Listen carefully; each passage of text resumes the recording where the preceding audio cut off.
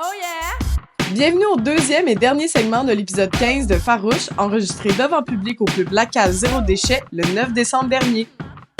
Cet épisode est une présentation d'Eros et compagnie et de la boutique Belle et Rebelle. Bonne écoute! On est des femmes libérées, des féministes frustrées, des mises en brisées, des mal baisées. On aime pas s'épiler, on est entêtés. Oh yeah. Un peu sauvage chez bar, on fait ce qu'on veut notre corps, on est farouche.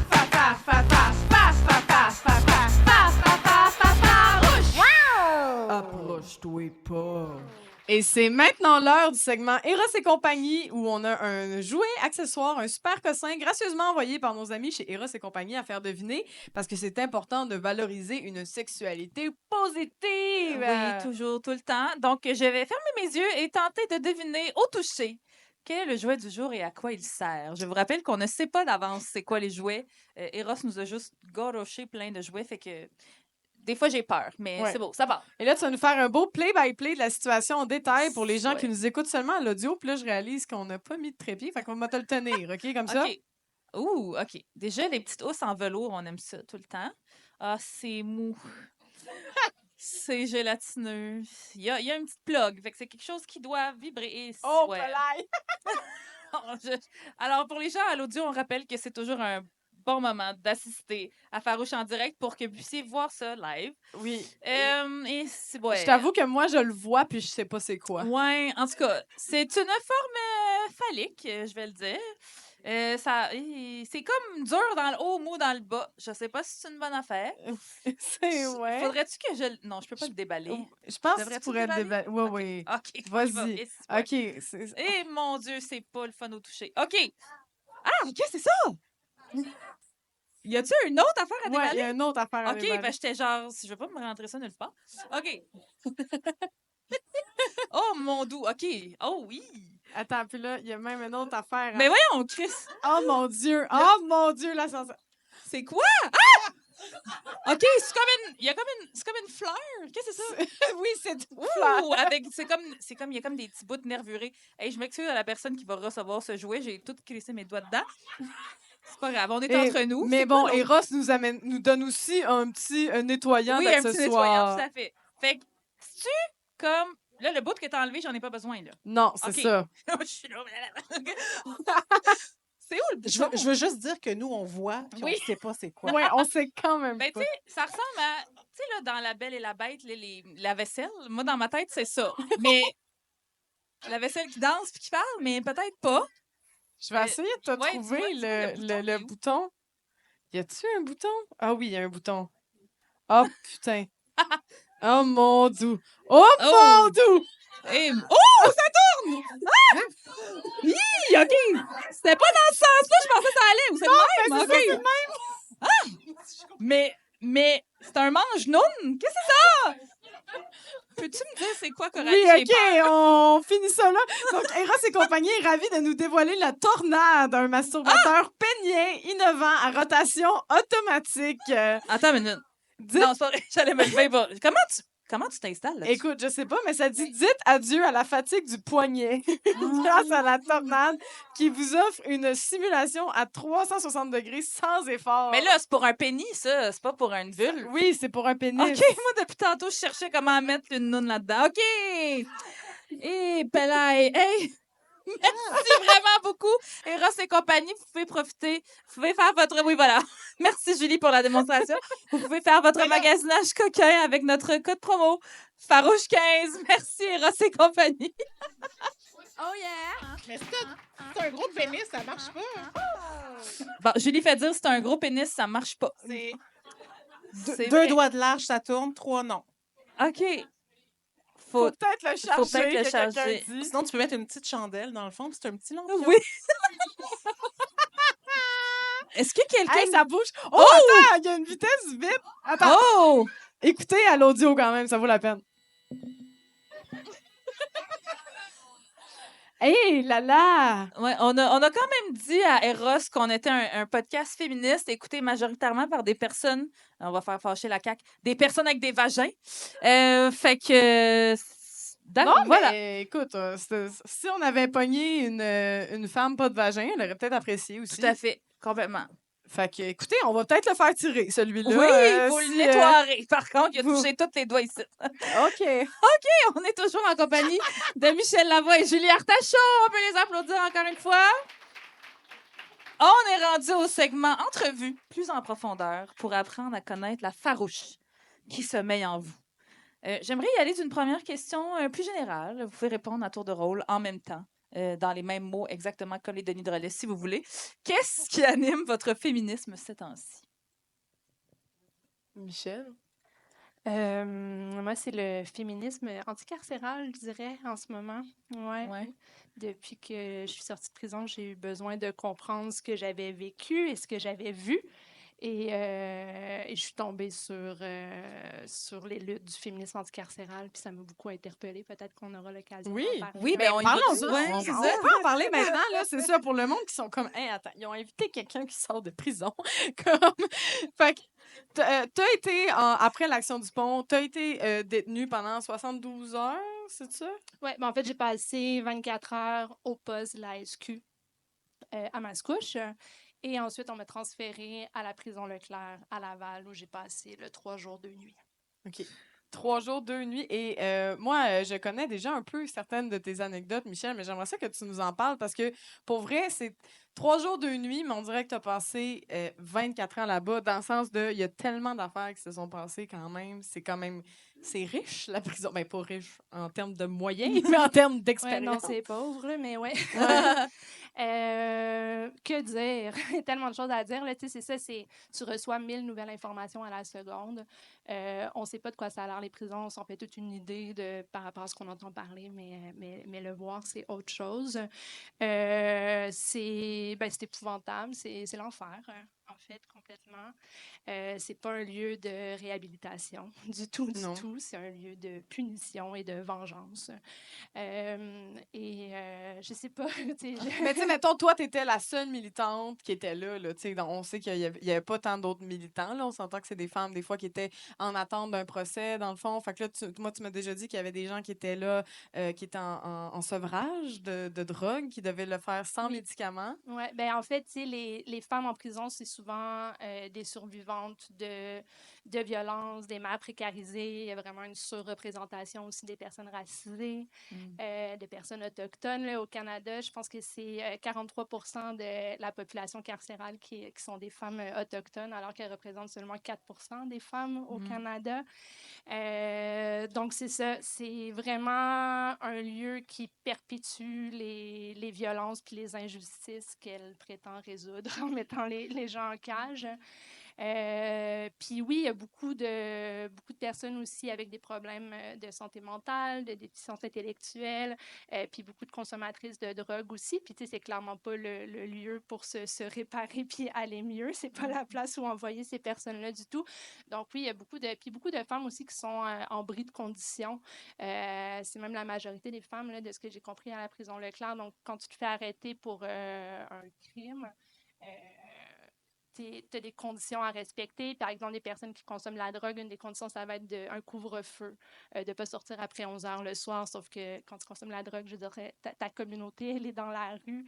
C'est là que tu vas pour ça. Tu te fais arrêter pour bris de conditions, tu retournes en prison. C'est qu'il y a vraiment un système de porte tournante. Puis tu arrives là-bas, puis c'est pas un lieu pour faire un sevrage. Là. Ils ne donnent pas de méthadone aux femmes. Donc, ils sont envoyés. Pas de méthadone, on rappelle que c'est carrément dangereux pour la vie. Là. C'est vraiment hyper dangereux et ouais. c'est hyper souffrant, là, être en sevrage. Et il y a personne qui s'occupe de ces femmes-là. Elles ne vont pas à l'infirmerie. C'est nous, les femmes, dans l'unité de vie qui appellent, là, qui devons s'occuper d'elles. C'est que c'est vraiment un lieu de grande souffrance. Y a-tu des trucs? Est-ce que les femmes ont des trucs pour ces femmes-là? Est-ce qu'ils ont développé des trucs en prison quand une femme arrive? On leur donne des sachets de sucre puis du café instantané qui sont comme les 2 seuls stimulants qu'on peut trouver en prison. C'est aussi la monnaie d'échange, d'ailleurs, en prison, parce qu'il n'y a pas grand-chose. C'est que c'est vraiment ça qu'il y a.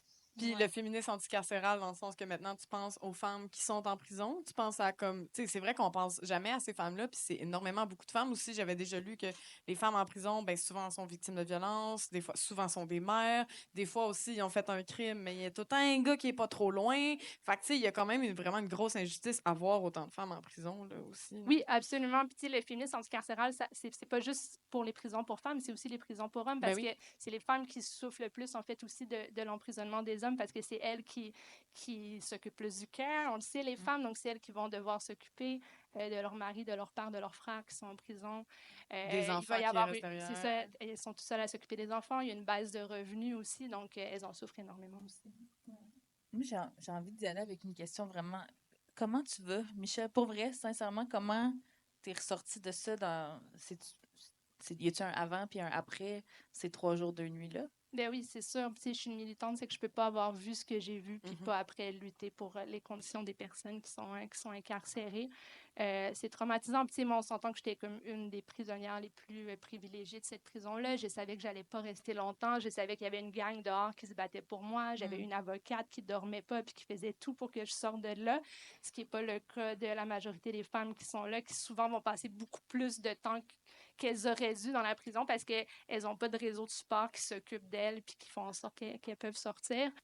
C'est que ben oui, c'est traumatisant. Là. Je me réveillais les semaines après, au milieu de la nuit, en pensant que j'étais encore derrière les barreaux. Mais, mais là, ça va mieux, ça va, tu sais, c'est passé. Mais c'est sûr que je suis habitée par toutes les histoires que j'ai entendues.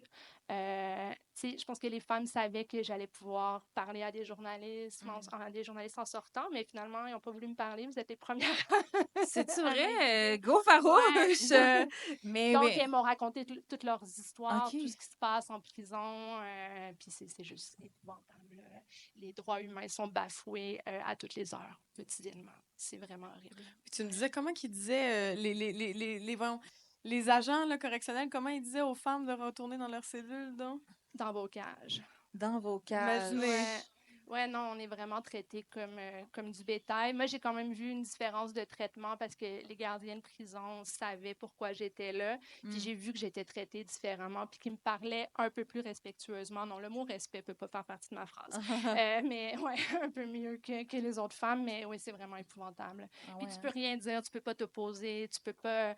Moi, ma coloc de cellule, à un moment donné, elle s'est fait vraiment mal parler, puis elle leur a dit, moi, quand je vais sortir d'ici, je vais tout vous dénoncer, puis ils l'ont juste envoyé dans une autre aile où personne ne veut aller parce qu'il y a plus de violence. C'est que tu peux pas t'opposer, tu peux rien dire. Tu peux être envoyé. Il y a une autre femme qui me racontait qu'il y a une femme qui s'était suicidée dans son unité de vie. Parce que c'est des unités de vie, hein, donc c'est 15 cellules. Puis il y a une salle commune, puis une salle avec des douches, des toilettes, c'est tout. Tu sors 1 heure par jour le soir, pas le jour, moi où j'étais. T'as pas vu le soleil, là? J'ai pas vu le soleil, non. Tabarnak. Puis, ouais, il y a une femme dans son unité de vie, il y a une personne qui s'était suicidée, puis quand les gardes sont rentrés, elle leur a dit c'est de votre faute, c'est à cause de comment vous nous traitez, puis ils l'ont envoyé au trou pendant 2 semaines. Mon Dieu. Juste pour avoir dit ça. Ah, mon Dieu. C'est ça. Puis le trou aussi, on rappelle que le trou, en fait, c'est illégal, en fait, mais... C'est illégal Ouais. en haut de 22 heures par jour. Ah ouais. Ouais. En bas de 22 heures, ça va. C'est correct. Ouais. Ah, Il super. n'y a pas de problème. Puis ils reçoivent un dédommagement, c'est ça que tu m'as expliqué aussi. Oui, les femmes peuvent poursuivre après puis avoir un dédommagement, mais bon, faut qu'il y ait les moyens de le faire. Il faut qu'il y ait un avocat qui veut le faire pour elle, etc. Ouais. Hey, fait qu'un dédommagement, fait que c'est fou, là, c'est vraiment juste le prix à payer pour faire quelque chose d'illégal, dans le fond. Puis là, pour essayer de hopper un peu cette conversation, tu m'as quand même raconté une anecdote qui était quand même un peu comique quand toi, t'es sortie, m'amener dehors, puis que tu t'es commencé à t'entraîner. Dans la cour, tu veux-tu nous en parler? Oui, ben c'est ça, on sort le soir, puis moi je me dis il faut que je bouge pour survivre à cet endroit, il faut que je fasse du sport, quelque chose pour ne pas perdre ma santé mentale. Puis c'est que je commence à faire des exercices un peu random, puis là il y a une fille qui me voit, puis elle est comme hey, elle connaît des exercices parce qu'il faut savoir qu'il n'y a pas d'activité en prison. Hein. Rien d'organisé. Il y a rien, pratiquement rien d'organisé, donc les femmes s'ennuient, c'est épouvantable. C'est que là, finalement, finalement, j'avais toutes les femmes devant moi qui me regardaient, puis je les animais pendant toute l'heure de dehors, tu sais, puis elles m'écoutaient au doigt et à l'œil, là. J'étais comme, OK, on sort les abdos, let's go! Puis, tu sais, puis elles étaient tellement contentes, tu sais. C'est que je me suis dit, je savais pas combien de temps j'allais rester, mais j'étais comme, je viens de trouver comment survivre ici, je vais animer des activités, tu sais, puis parce que les femmes ont besoin de ça. Ouais. Ah, ben merci tellement, Merci en tout cas, tellement. d'être là puis de nous partager ça puis de mettre vraiment en lumière ça, le féminisme intercarcéral qui est vraiment... Anticarcéral. En tout cas, j'ai dit... T'as dit intercarcéral. Pour plus de prison. C'est ça, je Oui, m'excuse. mais allez vous renseigner là-dessus. Il y a Ben Rémi oui. Langto, d'ailleurs, qui vient de sortir un livre où elle parle de la nécessité d'abolir les prisons pour le bien des femmes. Oui, Ouais. puis d'ailleurs, dans notre fabuleuse propagande anarchiste que vous pouvez vous procurer lors des enregistrements de Farouche, on a un zine sur le féminisme anticarcéral et sur l'abolition des prisons et de la police. Je vous invite à le regarder. C'est quelque chose qu'on parle pas en tant que féministe des fois parce que, on a envie de voir Gilbert Rozon en prison des fois. On va se dire, mais que dans le fond, il faut aller plus loin que ça. La police, c'est quand même... Puis la prison, c'est vraiment un milieu punitif. Les gens sortent pas là réhabilités. Il y a des conséquences énormes. C'est super raciste, là, on va se dire. Là. Fait que c'est vraiment comme j'espère que les gens vont sortir de ce farouche et en général commencer à penser à ça parce que plus ça va aller aussi, plus il va y avoir de la répression, là, je pense. On s'en va vraiment vers une répression des militants, une répression des gens. Puis il faut commencer à penser à la place de la prison parce que c'est pas juste des gens, entre guillemets, qui le méritent. Là. C'est ça qu'on pense que c'est la prison, alors qu'il y a tellement une gang là-dedans qui ne le mérite pas. Ou vous avez entendu mon bon ça mal vieilli sur la police. Hein? C'est quand même un peu douteux, des fois, la façon que ces gens-là se ramassent là. Fait que j'espère vraiment que les gens vont comme penser plus à ça. C'est pas un bon moyen de régler les injustices puis la violence. Là. La prison, j'ai dit tout à l'heure, ça fait juste perpétuer les violences puis les injustices. Il faut vraiment s'attaquer à ce qui fait en sorte que les gens se retrouvent dans la pauvreté, dans la violence, puis vraiment changer les systèmes à la base. En fait, là, le problème, c'est le patriarcat, c'est la société capitaliste, c'est le colonialisme. C'est à ça qu'il faut s'attaquer. Exactement. Ouais. Yes! Amen! Amen to that. Merci beaucoup, Merci, Michel. Julie, c'est ça que suivre ça. Bon, OK. Toi, les journées que tu as passées en prison pour être anti-grossophobe. Non, c'est pas vrai. C'est comme une mauvaise blague. Des journées que j'ai passées en prison pour manger. Oui, c'est ça. Mais toi, donc tu es photographe et tu es, c'est ça, une des fat babes qu'on adore suivre pour nous faire de l'éducation. Même si vous auriez pas à le faire hostie, mais t'es vraiment une présence, en tout cas pour moi, qui enjolive mon feed et qui nous aide à déconstruire plein d'affaires qu'on n'apprend pas, malheureusement, à l'école. Fait que merci déjà de ce que tu fais, de ta présence dans notre quotidien. Toi, dans ton métier de photographe, est-ce que des fois, tu es confronté à de la grossophobie, pas envers toi nécessairement, mais je veux dire, la photo, c'est confrontant, surtout pour les femmes. On veut rentrer le ventre des fois. On veut comme être le meilleur angle pour pas qu'on voit notre double menton. Comment tu deals avec ça? Bien, moi, ça fait quand même 18 ans que je fais ça. Ça a beaucoup changé. Maintenant, les gens qui m'écrivent pour que je les prenne en photo sont souvent des gens qui sont conscients de mon combat. Fait que c'est aussi des gens qui vont faire attention à ce qu'ils disent sur place, mais en même temps, moi, je veux quand même que les gens puissent s'exprimer sur leur complexe. Là. C'est pas tabou. Là. Je veux pas que les gens soient comme je peux pas passer aucun commentaire, sinon elle va me bannir. c'est pas ça mon chemin de pensée, mais ça m'est arrivé d'avoir des gens que c'est comme un client qui m'engage, puis les gens que je photographie, c'est pas eux me connaissent pas, tu sais. OK. Et c'est souvent là que j'ai des commentaires qui se peuvent pas. Puis des fois, j'avais shooté des gens... bon, je vais arrêter de dire pour qui. Je vais juste pas nommer mes clients.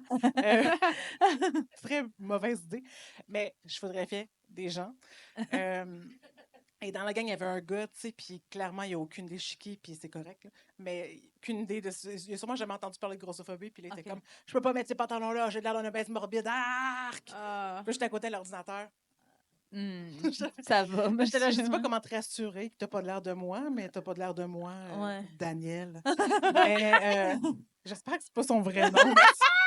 Ça se pourrait. Entre guillemets, prénom fictif. Oui, c'est ça. Prénom fictif. Appelons-le Daniel.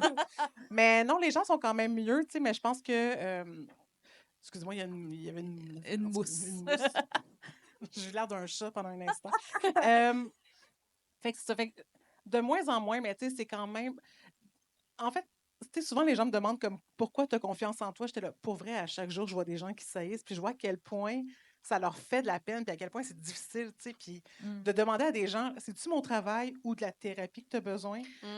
Ça fait que, tu sais, moi, j'étais là, peu importe à quoi je vais ressembler, peu importe si je serais la plus belle personne au monde, je vois que ça protège pas d'avoir une très mauvaise image corporelle. Puis je vois des gens malheureux de ça et j'ai pas envie d'être Ouais. malheureuse comme ça, moi non plus. Fait que je suis comme, hey, sérieux, j'ai de l'air de ça. Là. Fait que Ouais. je vais pas retourner dans le passé, je sais pas défaire ma génétique dans le ventre de C'est ma ça. mère. Puis c'est ça. Puis en général, les gens, quand ils regardent leurs photos du passé, sont tout le temps comme, pourquoi je me suis autant haïe? Exact. Tu sais, c'est rare les gens qui se regardent dans le passé qui sont comme arc. Bon, des fois, je fais ça quand je regarde mes cheveux du passé, mais en C'était les général, années 90. en général, ma face au milieu, ça va. Tu sais, C'est fait ça. que Mais t'es passé aussi sur les ondes du podcast Tout le monde saillit, que vous connaissez peut-être, qui est animé par des collègues humoristes, Sam Cyr et Marilyn Gendron, où est-ce que les gens abordent leurs complexes. Puis je me rappelle, ça avait marqué, tu leur avais dit, parce que tu sais, c'est des gens qui invitent des gens qui vont parler de leurs complexes, mais qui sont aussi habités par certains complexes, c'est normal. Puis je me rappelle que tu leur avais dit quelque chose genre, je vous souhaite tellement de juste être libérés de ça. Pas parce ah que ouais. tu es meilleur que tout le monde, juste parce que toi, tu as réussi à faire, ou en tout cas à entamer ce travail-là, mais que quand on l'entend de d'autres personnes, quand nous, on a commencé à le déconstruire, c'est genre, t'es comme, mon Dieu, mais votre vie, ça doit être lourd, la gang de saillir Ah oui, autant, oui. tu sais. Non, mais ça prend de l'énergie, le saillir à chaque jour. Là, tu sais, Ouais. Puis la société entière fait en sorte que va travailler pour que tu saillisses constamment et constamment. Mais le jour où tu t'en fous un petit peu plus, je suis comme, hey, il y aura une mauvaise photo de moi sur Internet. Qu'est-ce que je voulais vous tu sais, qu'est-ce que je Exact. voulais que je fasse? Là, C'est ça. je vais pas exploser. Je vais pas aller en prison. Je vais pas écrire un livre avec la police. Il n'y a rien de. Il n'y a rien d'aussi pire qui Il n'y pourrait a rien arriver. de grave. Je ne vais pas m'entretenir avec Darcy. Fait que, tu sais, c'est ça. C'est pas. Je Ouais. pense qu'on met. C'est ça, c'est qu'on met beaucoup d'importance sur l'apparence en tant que femme. Puis moi, c'est le jour. En fait, c'est ça. Moi, quand je suis devenue féministe, j'étais là. Mon Dieu, mais toutes ces années que j'ai voulu plaire à des pénis inconnus, j'étais là, pour vrai, ça sert à rien. Surtout que la majorité du temps, je m'en colle. Je suis là, mais pourquoi? C'est juste parce que j'ai tellement grandi avec cette idée de tu dois être belle, tu dois être un objet de désir, puis si t'es pas ça, t'es rien. Puis là, mais j'ai fait comme, oh mon Dieu, mais j'ai tellement autre chose à offrir Vraiment. que de plaire à comme Jérôme, qui a comme pas de base de lit, puis qui a les mêmes draps depuis genre 6 mois. On salue Jérôme. Jérôme, Puis Daniel. puis Daniel. Fait que, ouais, c'est ça. Ça m'a beaucoup aidé aussi dans mon. J'étais là en tant que femme, j'ai beaucoup plus apporté que d'être cute aux yeux de certaines personnes. Là. Clairement. Clairement. Puis moi, c'est drôle parce que quand j'ai m'amené, j'ai vu les stats, là, c'est des milliards de dollars, là, l'industrie de la beauté puis l'industrie de la oui. diète. Puis tu fais, on dirait que tu veux le prendre personnel, je veux pas qu'il fasse du cachet avec moi. Ah non, mais Comme, c'est pas vrai. c'est quand même fou parce que cette culture-là te vend à répétition des régimes qui n'ont jamais fonctionné depuis des années. Puis on est comme, non, mais lui, il va fonctionner. Ouais, Puis je ouais. suis comme, ben là, c'est parce que ça fait 60 ans qu'on vous vend C'est ça. n'importe quoi, là, tu Si sais. la tendance se maintient, il Ça marchera pas marchera celle-là. pas, c'est ça. Ouais, c'est ça. Hey, dans l'époque victorienne, il y avait un régime minceur, c'était le verre solitaire. Oui. Tu pouvais t'acheter un petit verre solitaire. Wow. Ouais. Ben, moi, Ça mieux a mal dans le fini. temps. non, mais un régime efficace, c'est d'aller dans une garderie puis d'embrasser tous les enfants de 4 ans. Une petite Gastro, pieds, mains, c'est bouche, tout ce réglé. que tu veux, là. Ah oui. Tout à fait, tout à fait. Puis, est-ce que. on a. On a l'image On a de pied, une main, image bouche. de pied, main, bouche, là, comme... Puis sinon, Michel, Julie, c'est comme une question ouverte. Comment ça manifeste votre féminisme au quotidien? Est-ce qu'il y a comme... Est-ce que vous avez des petites... des petits gestes de micro-féministes, là? Tu sais, moi, j'aime bien, mettons, commencer par... mettons, en pitch. J'ai fait un pitch tout à l'heure, puis ma collègue a fait ça, puis j'étais bien fière d'elle. Elle a dit, ah oui, avec la scriptée éditrice ou le scripté éditeur.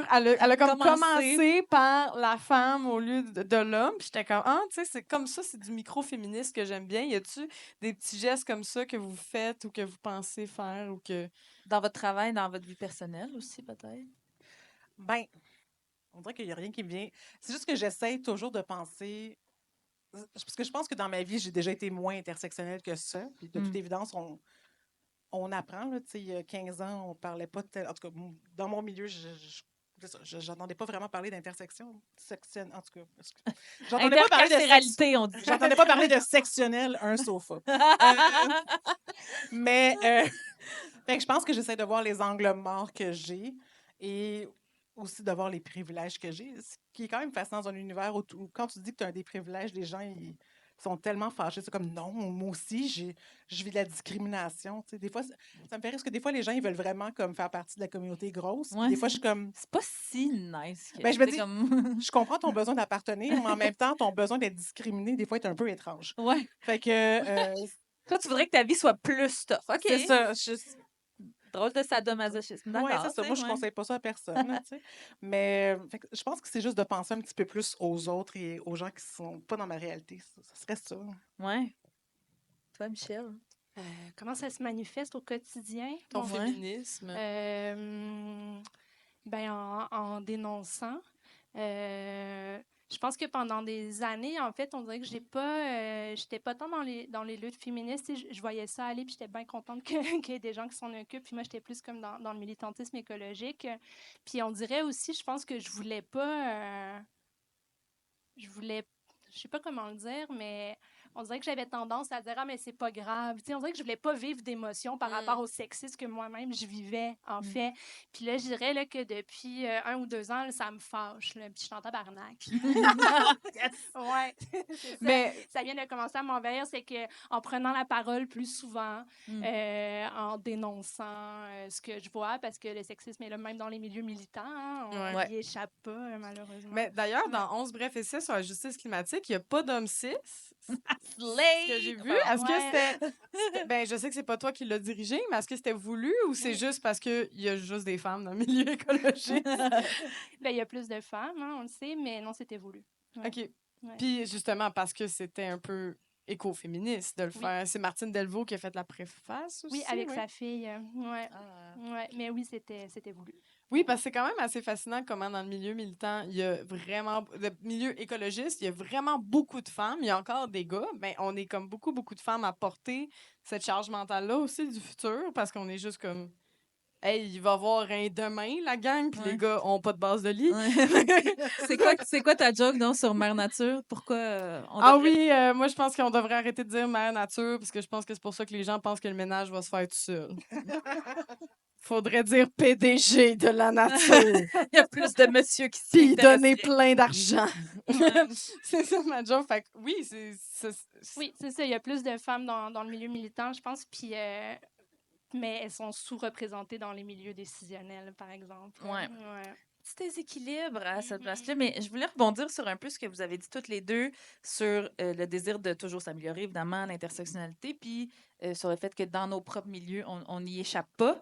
T'sais, moi, des fois, j'ai ces réflexions-là. Mettons, si on parle d'environnement, de lutte pour l'environnement, est-ce que c'est trop élitiste? T'sais, ou est-ce que, mettons, les luttes anti-grossophobie sont trop blanches? Tu sais, comme on essaye toujours, tu sais, évidemment, des fois, on est comme non, mais je me concentre sur une affaire, je te le jure, je m'en viens à l'autre affaire après. Sauf que là, il faut que je me concentre sur mon milieu, mais c'est-tu.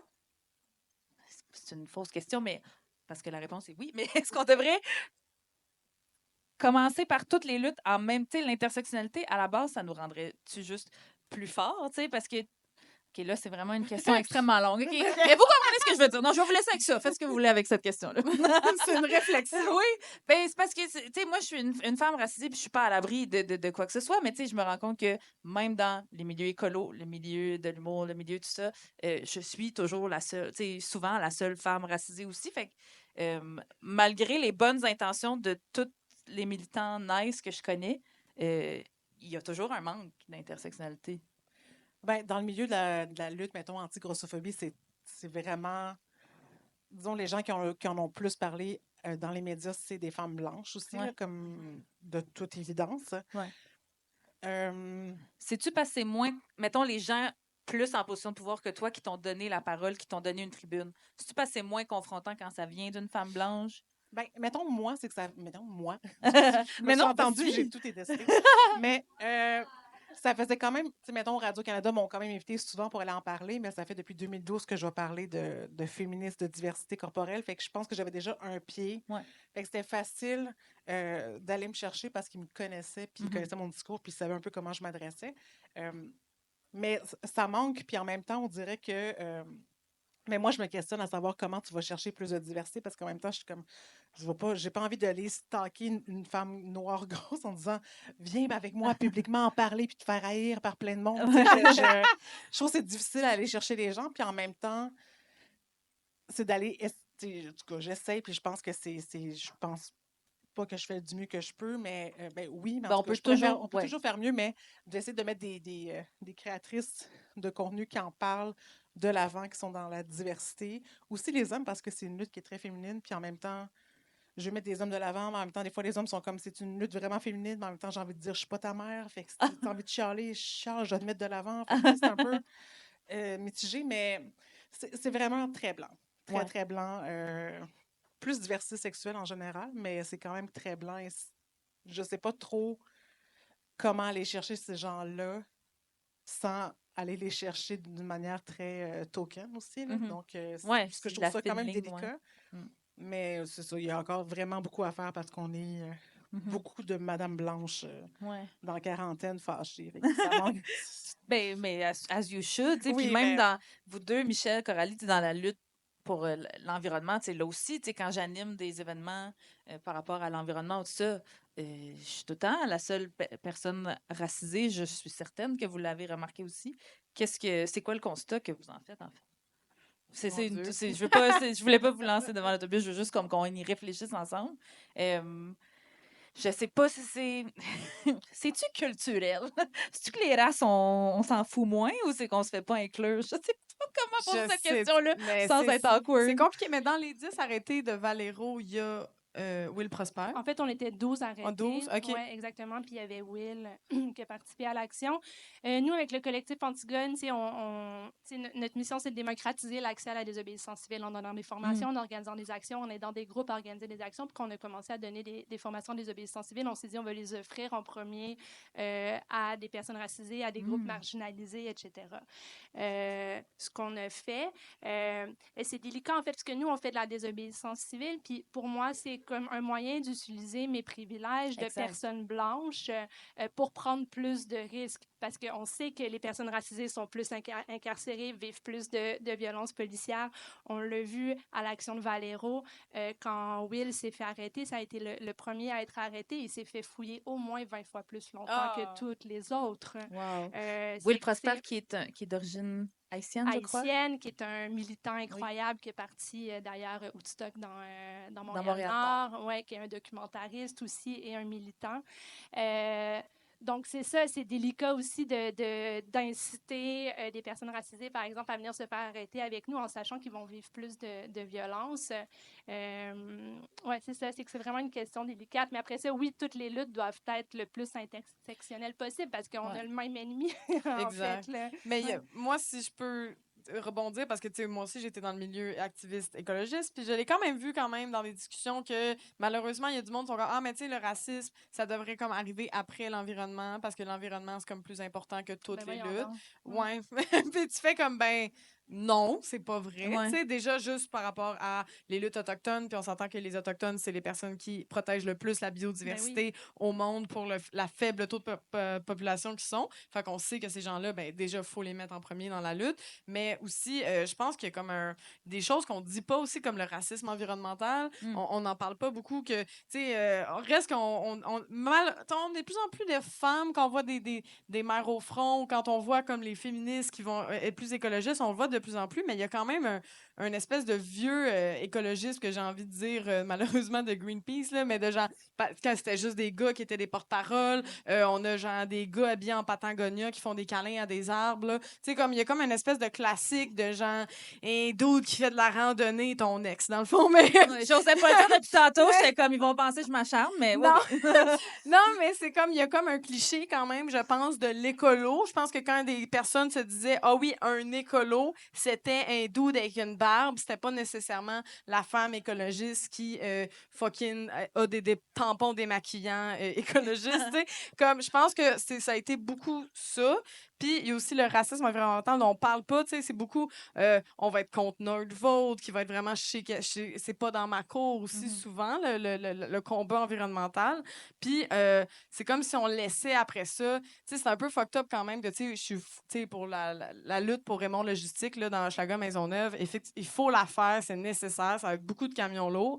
Mais pendant ce temps-là, il y a rien qui se passe quand on veut refaire Crémazie, puis on veut refaire la 40, alors qu'il y a plus de personnes racisées qui vivent au nord de Montréal, qui sont affectées par les dépotoirs, par la traverse de camions, par la pollution. C'est comme pas un combat encore qui se fait bien. Je pense que c'est tout simplement parce que les militants sont pas là, mais il y a comme un débat qu'il faut commencer. Pas un débat, mais un enjeu qu'il faut mettre de l'avant de hey, non seulement l'environnement, c'est important pour tout le monde, mais en plus, les personnes racisées se font encore plus chier. Tu sais, nous, on en parle tout le temps avec les vêtements, par exemple. Là, c'est vraiment dur pour les gens de réaliser que leur consommation de vêtements a un impact sur les femmes qui les fabriquent, qui sont souvent des femmes indiennes, chinoises. Et en plus, on va amener ça, après ça, toute la dompe de ces vêtements-là, on les envoie en Afrique. Puis là, c'est encore des femmes qui doivent faire le ménage là-dedans. Moi, j'ai déjà vu des jerseys du Canadien dans des souks en Tunisie, la gang. C'était pas quelqu'un qui était venu rendre visite à Montréal. Là. C'était un container de linge de friperie qui est arrivé en Tunisie. C'est fou. Ben, c'est ça. Ouais. Fait que Je l'ai pense que acheté. c'est ça. Non, il était $1. Non, mais récemment, il me semble qu'à une semaine de la mode, il y avait un jersey de Les Boys qui avait été sur une passerelle de mode. Parce que c'était comme, wow, c'est vrai. Mais pour plus de détails, il faudrait que je google. Mais en fait, c'est ça, c'était un espèce de défilé comme genre inspiration friperie. Et il y avait vraiment un gars qui marchait avec un chandail Les Boys. Ah oui, c'est vrai, j'ai vu Mais passer pas ça. au Les Québec. Boys, là. Pas au Québec, c'est ça, en Europe. Là. Ah ouais, le film, là, la tourne avec Éric Lapointe. Ouais. Oui, ça, là. Ça, là. À Oh, Milan, wow. genre. Ouais. Mais d'ailleurs, toi, Fascinant. on a parlé de vêtements. Ben, j'ai parlé de vêtements. Julie, t'avais amené une quest pour trouver des bobettes. Oui, Oui, parle-nous de ta quest de popette. Pour trouver des bobettes pour les femmes grosses. ouais, j'ai essayé vraiment beaucoup trop de bobettes. En fait, c'est parce que je me suis dit, si on n'est pas capable de se trouver des bobettes en tant que personne grosse, c'est un bon indice à quel point il y a un problème. Non, c'est quand même la mode de base, là, tu sais. C'est quand même une base, puis il y avait tellement de bobettes qui faisaient pas, c'était ridicule. Mais qu'est-ce qui est grave, en fait, c'est que, c'est ça, en tant que femme grosse, tu peux pas magasiner dans des magasins parce que les magasins ont décidé que tu n'étais plus vraiment une cliente valide. Ouais. Et tu commandes en ligne. Qu'est-ce qu'on peut pas retourner en ligne? Des bobettes. Fait que tu te retrouves avec des bobettes qui font mal, que tu peux pas retourner, puis là, t'es pogné avec ton espèce de bobette qui, on dirait qu'elle veut te couper la circulation et te scier l'utérus en deux. Ça, c'est vraiment de la merde. Sinon, j'ai fait une autre quest récemment, la Carrefour Laval Quest, où je rentrais dans chaque magasin du Carrefour Laval en demandant la taille disponible et pour voir dans combien de magasins je pouvais m'habiller. Dans le haut, je peux m'habiller dans 3-4 magasins, dans le bas, aucun. Aucun! Il y a genre 600 magasins. Il y a 77 magasins. Ah, mon Dieu, je pensais qu'il y en avait plus, je m'excuse. Et qu'est-ce qui est. C'est ça. Fait que c'est un long vidéo de 50 minutes où je parle de chaque taille de chaque magasin avec beaucoup de commentaires. Mais j'ai posté 15 secondes sur Instagram où c'est juste un petit montage de moi qui rentre et qui sort dans des magasins en disant X large, là. Puis je finis en disant c'est lourd.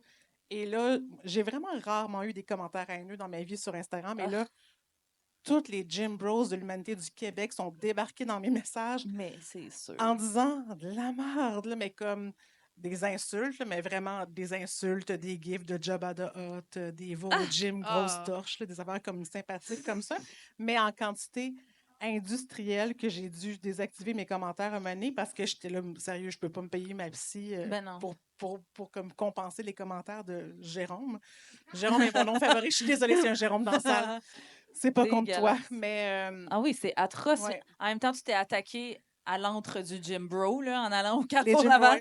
boys. Et des Honda Civic montés, là. C'est pas un cliché. Mais c'est true. C'est quand même fou parce que c'était vraiment beaucoup de jeunes hommes, puis je trouve que ça fait une grosse corrélation avec ce qui se passe en ce moment avec la montée du masculinisme. Puis tu sais, j'étais là, tu regardes leurs photos, j'étais là, t'es super jeune, t'es au gym, tu poses devant des gros chars. Ouais. C'est ça vraiment ça, ta que tu vie, veux? c'est C'est ça que ça, tu veux? ouais. Puis tu veux insulter une madame. D'ailleurs, la meilleure insulte que j'ai eue, c'est moi, en tout cas, c'est pas moi qui va mourir du diabète à 35 ans. Puis j'étais comme merci, j'ai 41. Ah, j'adore. Toujours vivante. C'est vrai. Mais oui, mais c'est vrai que c'est terrifiant que c'est de plus en plus jeune qui les pognent. Puis, shout-out à la page Instagram que vous connaissez peut-être, Un gars dynamique. Est-ce que par applaudissement, vous savez ce que c'est? C'est une page Instagram qui prend ou qui reçoit des captures d'écran d'applications de rencontres, de profils d'applications de rencontres d'hommes hétéros, souvent. C'est pire que ce que vous vous imaginez. Puis tu vois, juste le prénom, tu vois la profession, whatever, puis tu vois l'âge, puis malheureusement, c'est souvent en bas de 25 ans, les pires messages, tu sais. Moi, je trouve ça fascinant comment ces gens-là insultent le monde parce que, t'es comme. Tu sais, là, vous êtes sûrement déjà tombé sur une vidéo de Jim Bros, là, que on dirait qu'eux, ils aiment ça, se faire insulter. Ah oui. Tu sais, comme Ouais. eux, ils checkent des vidéos de gars qui sont comme. Hey, t'es un ci, t'es un ça, t'es pas une vraie, t'es une lavette si tu vas pas au gym 52 fois par semaine. Puis t'es comme, t'aimes ça qu'on Ouais. parle de même? Genre, pis c'est-tu de même pour ça que tu parles aux autres de même? Moi, Ouais. si on me crie après, je pleure. Oui, c'est ça. C'est mon seul mécanisme de défense. moi aussi. Exactement. Je trouve ça vraiment épeurant. Les Jim Bros qui se crient après, là, Ouais. super violent. Puis je me dis, mais tu veux-tu comme un câlin? Ben, c'est ça qu'ils ont besoin. C'est- Tous ces gens-là ont besoin de thérapie puis d'un Ouais. câlin. Et que- Mais là, les femmes, on veut-tu s'infliger ça? Non, ils s'arrangent entre eux Non. autres. OK. J'aimerais terminer peut-être ce petit questionnaire féministe avec si vous aviez peut-être une bonne anecdote de mansplaining à nous raconter. Il y en a sûrement plusieurs, mais tu sais, des fois, on en a une qui nous marque. Là, tu sais. Mais Vas-y. ben, pour vrai, je pensais à ça. Puis on dirait qu'il n'y en avait pas vraiment qui me venaient en tête, mais sur des photoshoots, quand il y a comme des gars qui sont là, mettons des clients ou le chum d'une cliente, puis je sais pas pourquoi il est là, et qui aime la photo, c'est un cauchemar. Ah non, mais les gens qui me parlent de photos quand je suis en train de travailler, puis c'est comme, ouais, le gear, puis souvent, bon, un appareil photo et un objectif, on dirait que c'est une prolongation de quelque chose. Fait comme, ouais, ton objectif! Là, je suis là, Touche pas à ça. Puis là, ils me parlent de gear, puis je suis là, mais Ils veulent comme te démontrer qu'ils connaissent ils connaissent ça, puis ils connaissent toutes les caméras, puis je suis là, moi, je Ah. travaille avec la même caméra depuis toujours, je m'en fous que tu me parles. Je m'en fous. ça. Ça change rien à ma vie, puis là, ils sont comme, ben impressionnés. Puis je suis là, mais C'est juste correct. votant. Oui, là, c'est ça. Quitte. Fait que je pense que les hommes qui me parlent de photos, ça me gosse. Oui. Légitime. Tout Ouais. à fait. Michel, t'as-tu.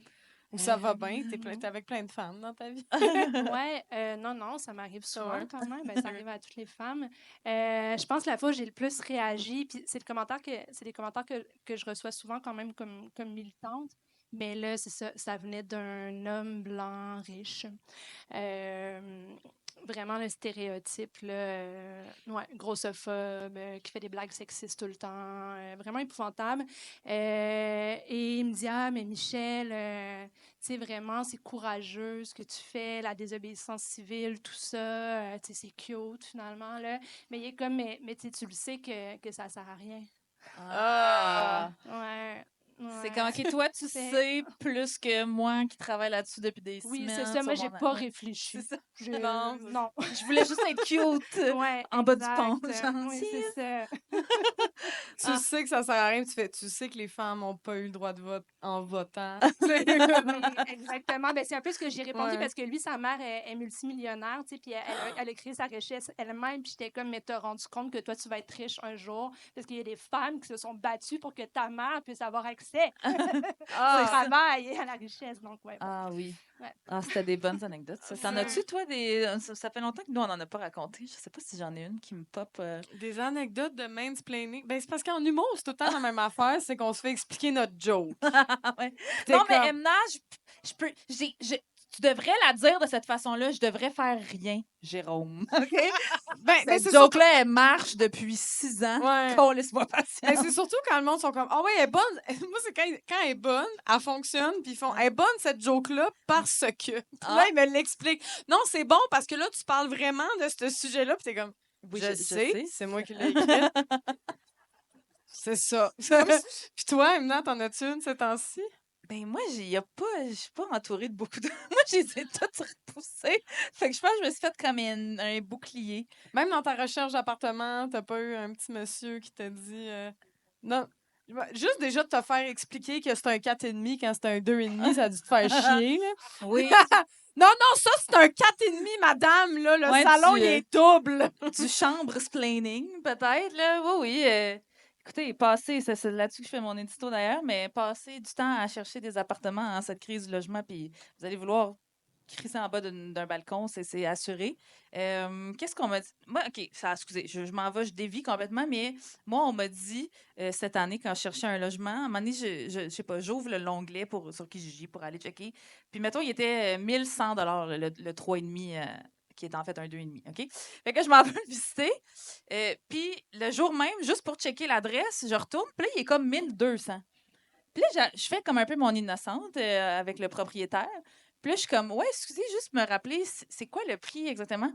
Ah non, c'est ça, c'est 1200. Je suis comme, ouais, comment ça, il était comme 1100 hier? Puis ils sont comme, ah, ben c'est parce que il y a quelqu'un qui a proposé 1200, fait que c'est ça le prix maintenant. Puis j'étais comme, il y a des surenchères dans les appartes à louer, tabarnak. On s'en sort pas. Fait que voilà, c'était pas du mansplaining, c'était juste une anecdote complètement C'est un bon déprimante. shamefailing. Mais merci vraiment pour vos Merci. réflexions puis vos commentaires décollissants et inspirants. Oh yeah! Et on termine ça avec ton édito, Emna. Oui, 12 mois.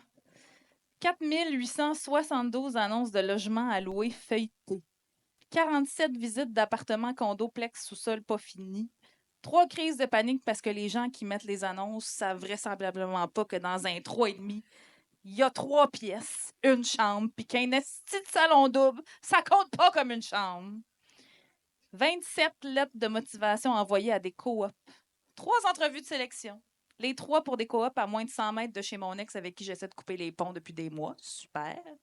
Mais les 3 avec des loyers tellement incroyables dans le marché actuel que tu fermes ta gueule puis tu iras faire ton épicerie en REM à brossard. Remna, si t'as si peur que ça de le croiser.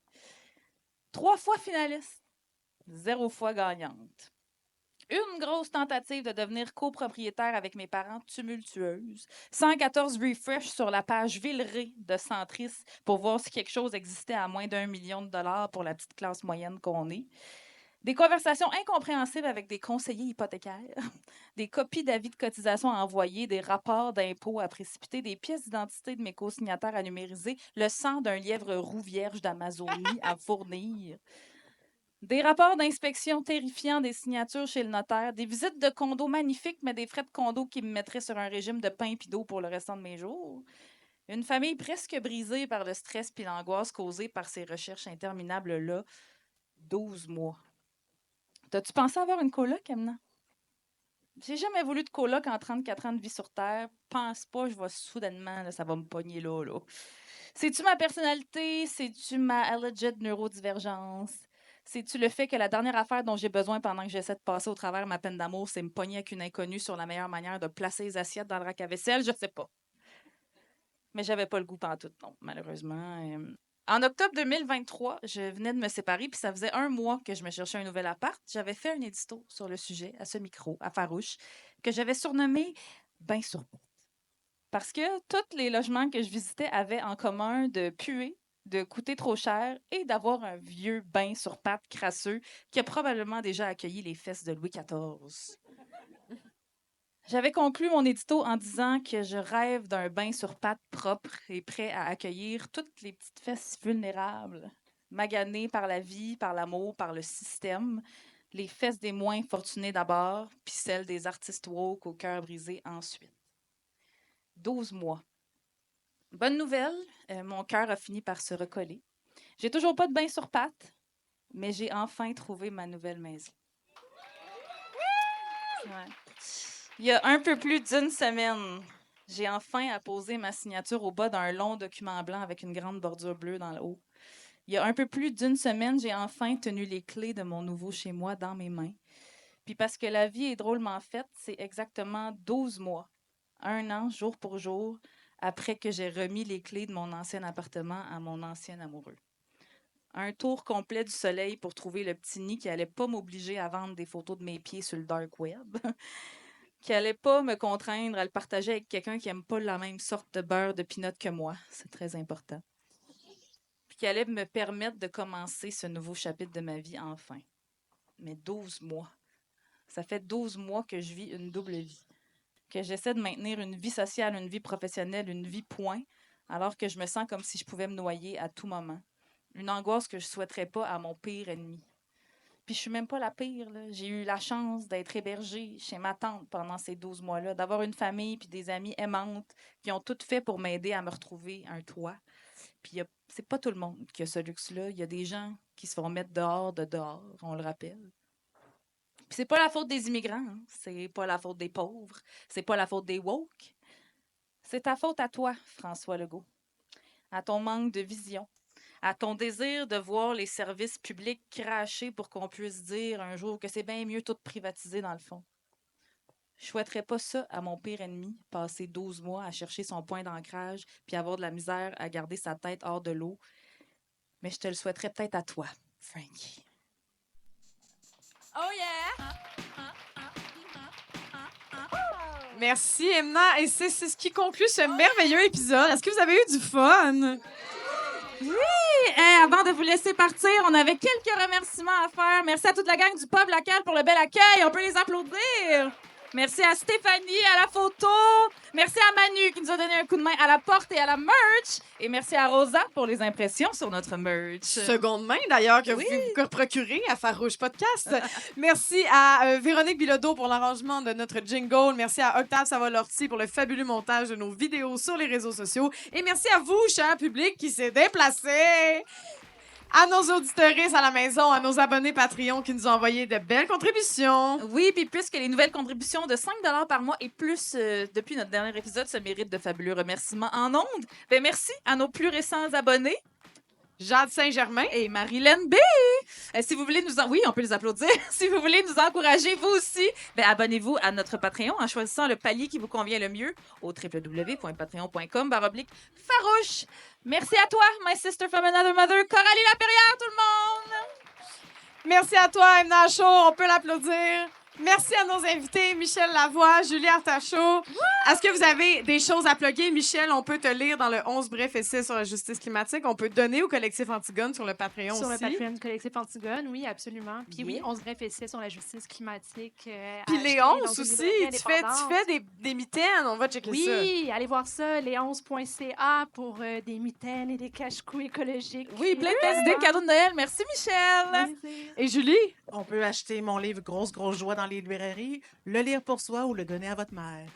Oui, tout à fait. Et sinon, moi et Emna, on a quelque chose à plugger. On fait la revue de l'année, de fin d'année 2024 au Cabaret du Lion d'Or, le 27, 28, 29 décembre au Lion d'Or. Les informations sont sur nos réseaux sociaux. Oui, tout à fait. Fait que ça fait... Hey, on vous en donne-tu des idées de cadeaux de Noël? On vous en donne. Et puis merci à Eros et compagnie pour leur appui au podcast, pour votre magasinage coquin. Utilisez notre code promo Farouche 15. Oui, puis merci à la boutique Belle et Rebelle, qui est aussi notre commanditaire. Merci de nous soutenir. Vous pouvez utiliser notre code promo Farouche15 pour ça aussi. Et on prend une pause pour les fêtes. On sera de retour en 2025. Surveillez nos réseaux sociaux pour ne rien manquer du contenu farouche. Et on se laisse une dernière fois avec notre jingle. Rentrez bien. Bonne année, bonne fête. Bonne fête. soirée, Joyeuse Farouche. fête. Bye bye. On est des femmes libérées, des féministes frustrées, des mises en brisées, des mal baisées. On aime pas s'épiler, on est entêtés. Un peu sauvage chez bar, on fait ce qu'on veut, notre corps, on est fat, fat, fat, fat, fat, fat, fat.